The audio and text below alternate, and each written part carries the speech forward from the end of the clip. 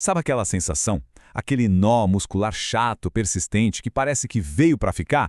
Pois é, muita gente convive com isso, e às vezes parece que nada resolve de verdade. Mas e se a solução para isso não estivesse no achismo, mas sim na ciência? Pois é, essa é a pergunta que a gente vai responder aqui. A gente vai mergulhar de cabeça numa pesquisa científica super rigorosa para entender o que afinal é esse nó e, o mais importante, quais tratamentos realmente funcionam, com base em evidências de verdade. E olha, as respostas podem surpreender. Bom, para começar, vamos dar o nome aos bois. Esse tal de nó muscular que a gente tanto fala, ele tem um nome técnico. E entender o que ele é o primeiro passo para a gente conseguir se livrar dele. O nome é esse aí, Síndrome da dor miofacial. É, basicamente, a causa mais comum de dor nos músculos. E esses nós, na verdade, são os chamados pontos gatilho. Imagina uma pequena área super contraída dentro do músculo que fica ali irritada, causando dor não só no local, mas às vezes até em outras partes do corpo. E é aqui que o problema se instala de vez, porque esses nós criam um verdadeiro ciclo vicioso. Pensa no engarrafamento dentro do músculo. Tudo começa com uma contração que aperta os vasos e diminui o fluxo de sangue. Com menos sangue, falta oxigênio. E essa falta de oxigênio libera substâncias que causam dor. E o que a dor faz? Contrai ainda mais o músculo. É um ciclo que se alimenta sozinho. Certo. Então, como é que a gente quebra esse ciclo? Para descobrir isso, não dá para confiar em qualquer dica. A gente precisa ir atrás da melhor ciência que existe. E é exatamente isso que a nossa fonte de hoje fez. O que os pesquisadores fizeram foi o trabalho pesado por nós. Eles conduziram o que se chama de revisão sistemática.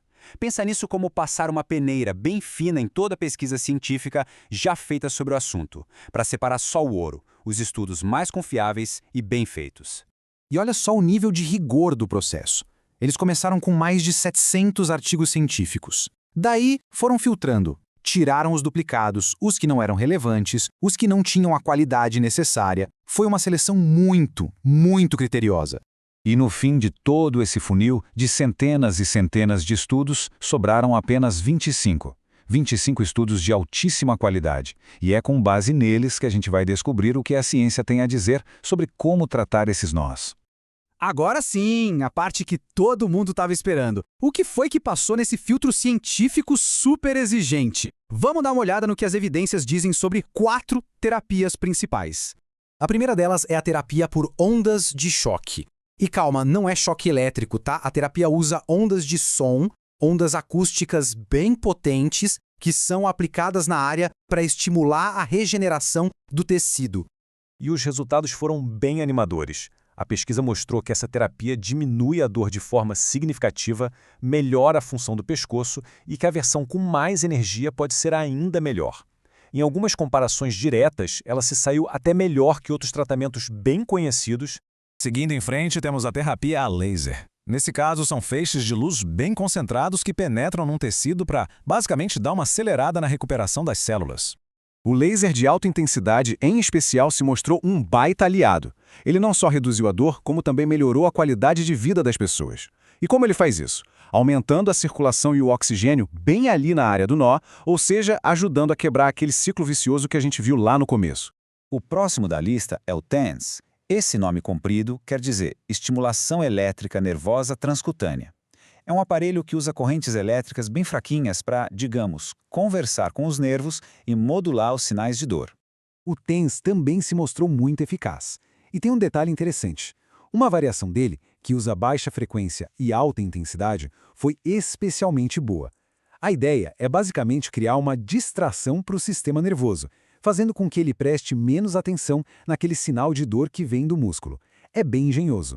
E por último, mas não menos importante, a terapia por ultrassom.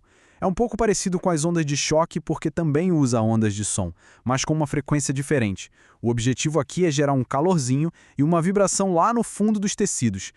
E sobre o ultrassom, a análise encontrou uma coisa bem útil. Existem 2 modos, o contínuo e o pulsado. Os 2 funcionam, sim. Mas parece que o modo contínuo leva uma pequena vantagem, especialmente para aliviar aquela dor que a gente sente quando está em repouso. Ok, a gente viu 4 terapias que parecem bem diferentes, né? Ondas de choque, laser, eletricidade, ultrassom. Mas o ponto mais genial vem agora. A ciência mostrou que, no fundo, todas elas estão atacando o mesmo problema. E aqui está o pulo do gato. Todas essas terapias, cada uma do seu jeito, quebram aquele ciclo vicioso de 3 maneiras principais. Primeiro, elas resolvem o engarrafamento, aumentando o fluxo de sangue e oxigênio. Segundo, elas acalmam os nervos, que estavam super sensíveis e mandando sinais de dor sem parar. E terceiro, elas ajudam o músculo a relaxar. Ou seja, no fim das contas, todas atacam a raiz do problema, o ciclo espasmo-isquemia-dor. E então, depois de toda essa investigação científica, qual é a grande conclusão? Vamos juntar todas as peças e entender a mensagem final dessa grande revisão de estudos. A conclusão dos próprios pesquisadores é direta, clara e, sinceramente, muito otimista. Eles dizem que essas terapias físicas são, sim, uma opção segura e eficaz para tratar a síndrome da dor miofascial. Isso, convenhamos, é uma excelente notícia.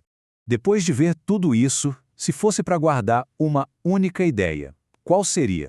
A grande lição é esta. Para um problema tão comum e que incomoda tanta gente, a solução não precisa vir necessariamente de um remédio. A ciência está mostrando um caminho com opções de tratamento seguras, eficazes e que atacam a raiz do problema sem precisar de procedimentos invasivos. É claro que a ciência ainda está refinando a receita do bolo, sabe? Qual a intensidade ideal, a frequência perfeita para cada pessoa, mas o mais importante é que essa pesquisa nos dá uma base sólida, um mapa. Ela mostra que existem caminhos comprovados pela ciência para, finalmente, a gente conseguir desatar aquele nó teimoso.